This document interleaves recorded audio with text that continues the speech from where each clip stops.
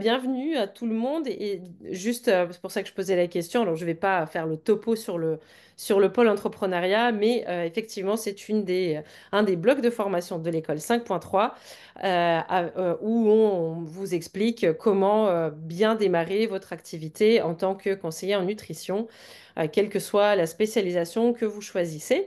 Et on a donc sur le même format de formation que les autres, que la nutrition par exemple.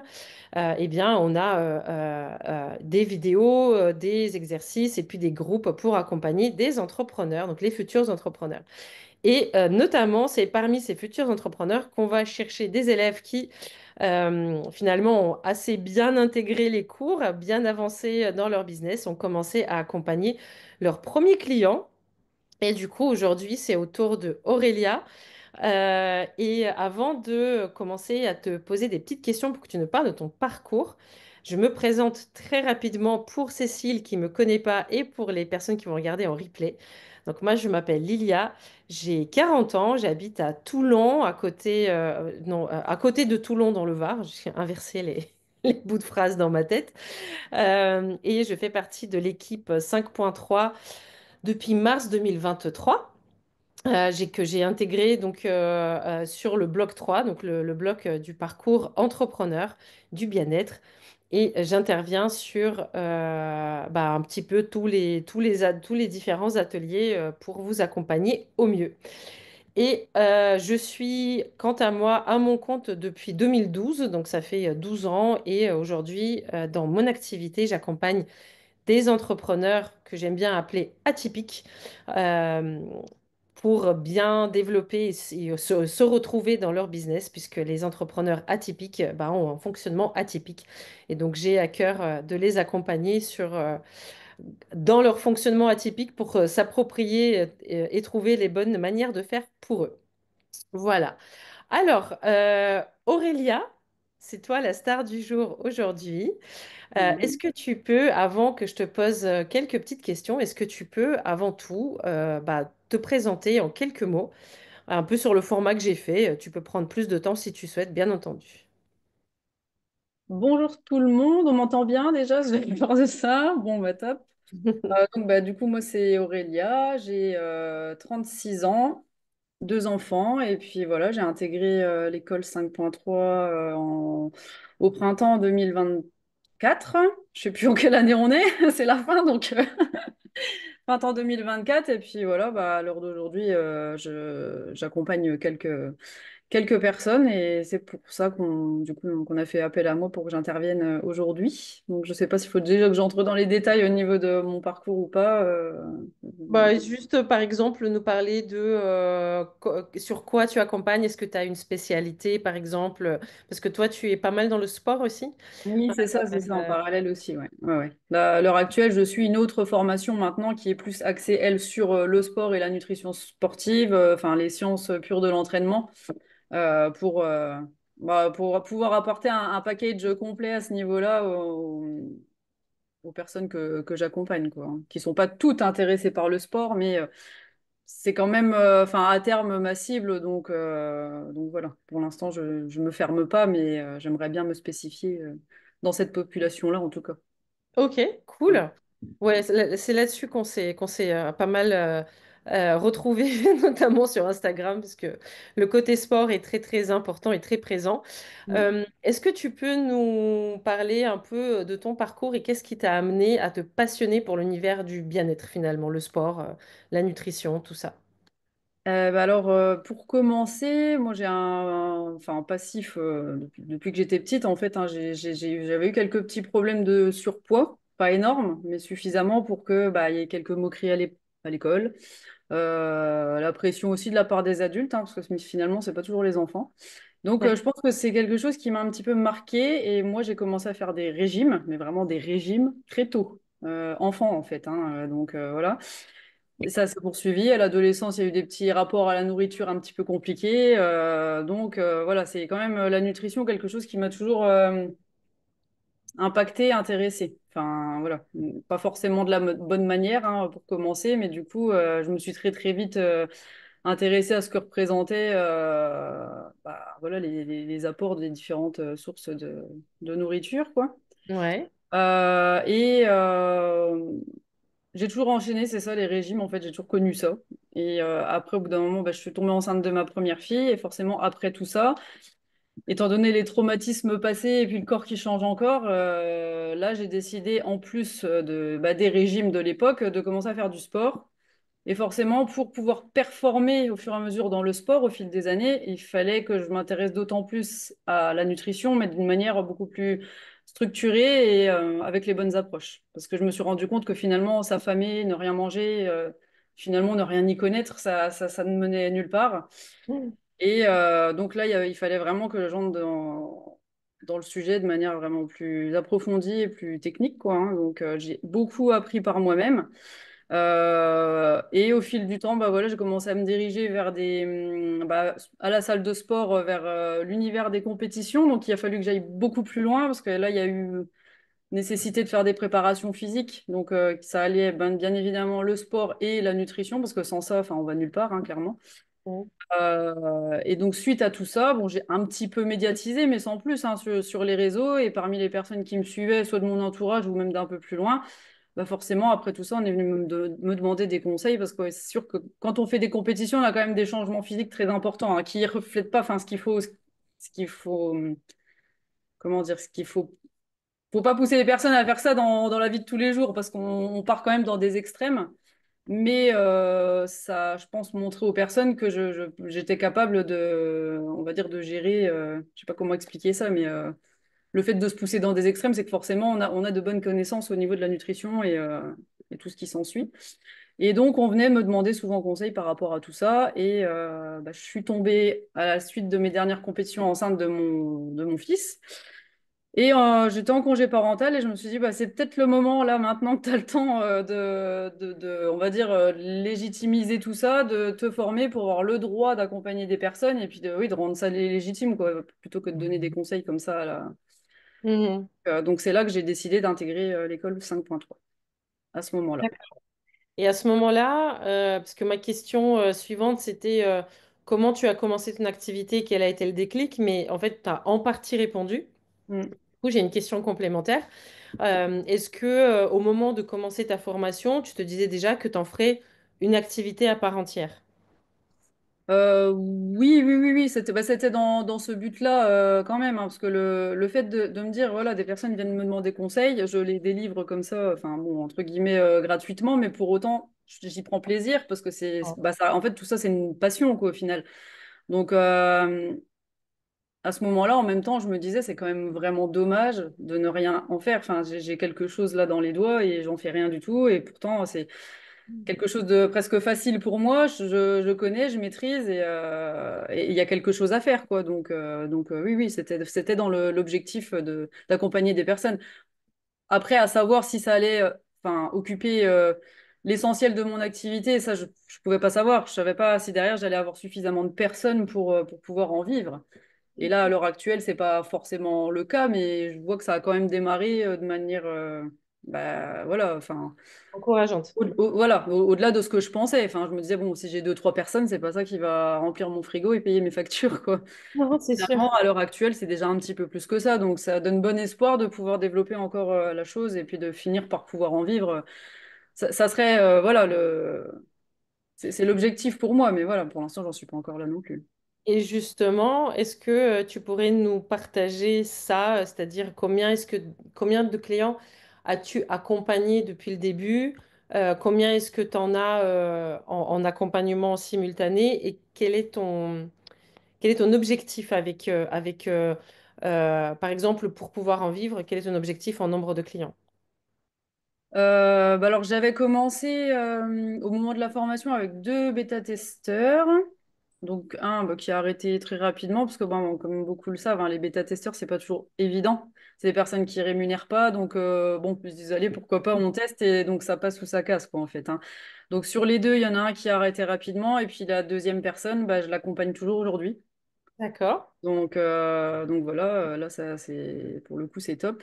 Et puis de fil en aiguille, bah, ça a été crescendo en fait, hein. Ça a été de 2 à 4 personnes, et puis après 6, et puis c'est monté jusqu'à 9. Et là, actuellement, j'en ai 8 en ce moment. Il y a une personne qui a voulu faire une petite pause pendant les fêtes, donc voilà, hein. Après, On se demande pourquoi. Et donc au total, je sais pas, peut-être 12-15 personnes. Parce il y a aussi, enfin, j'ai dû développer dernièrement un autre type d'offre, on va dire, plus à la consultation. Bon, c'est juste pour deux personnes, mais il y en a qui veulent pas forcément être accompagnés. Donc je me suis dit, oui, pourquoi pas passer 1 heure et demie avec eux à vraiment bien expliquer les choses. Et puis après, si derrière, elles ont besoin d'être accompagnées, en tout cas, elles sauront bah, le type d'échange qu'on peut avoir ensemble, et puis rien ne les empêche de revenir vers moi, quoi. Mais voilà. Donc Ok. à l'heure actuelle, en ce moment, je dois en avoir 8, c'est ça. D'accord.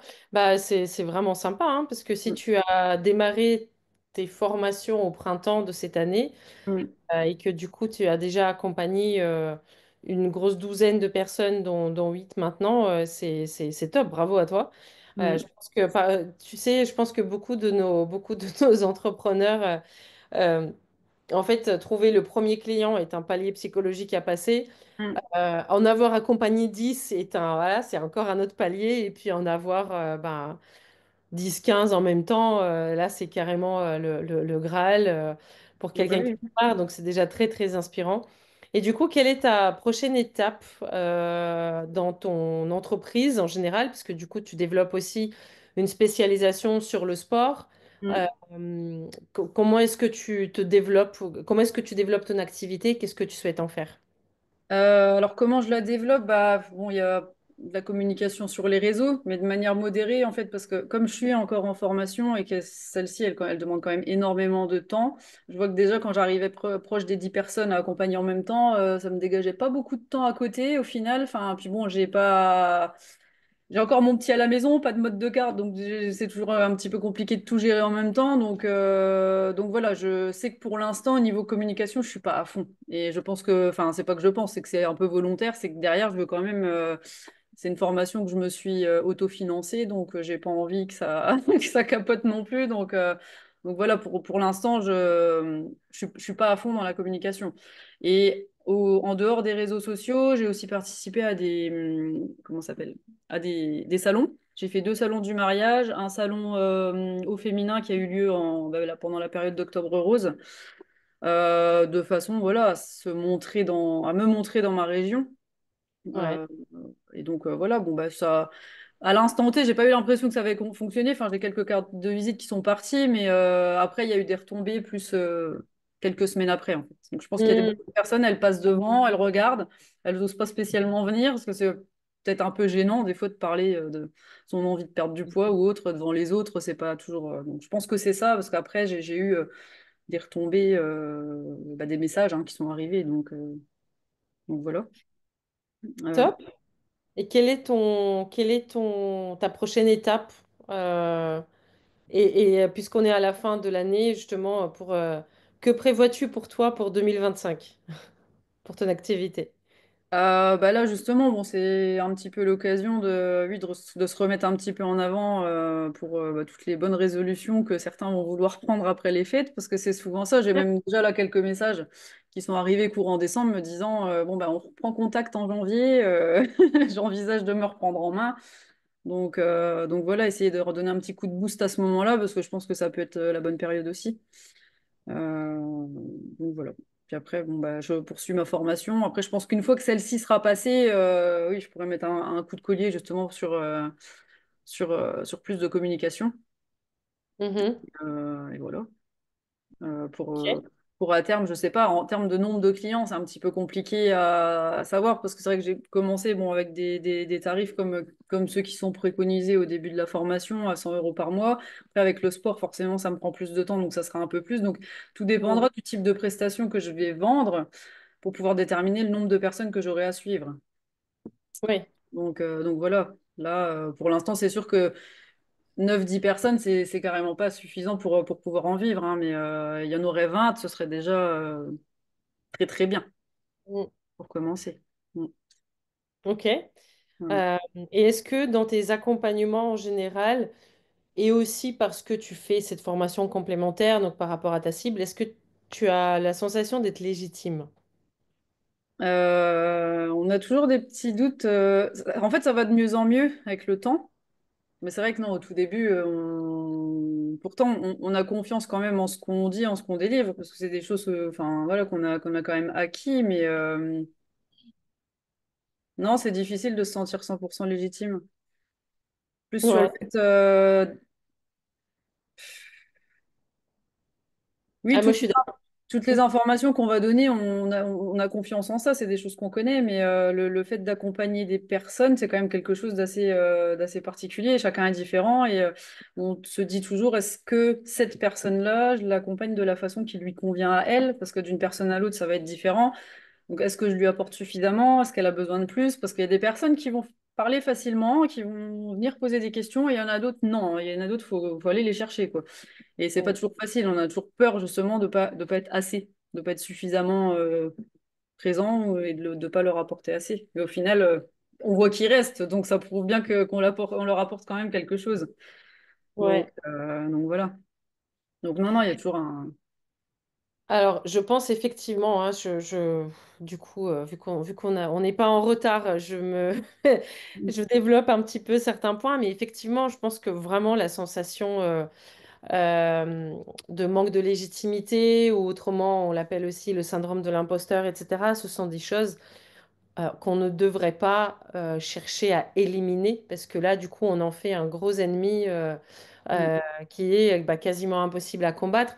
Je pense que quand je dis impossible à combattre, c'est pas qu'on va se trouver nul toute notre vie, mais c'est que je pense vraiment que ça fait partie de ces gremlins qu'on peut avoir dans la tête, où il faut juste qu'on les laisse sur le siège passager et puis nous, on y va, quoi. Enfin, c'est pas parce que je me sens à un moment donné en manque de confiance que je vais pas faire l'action, que je mm. vais pas faire mon rendez-vous avec le client, que je vais pas déposer mon flyer dans...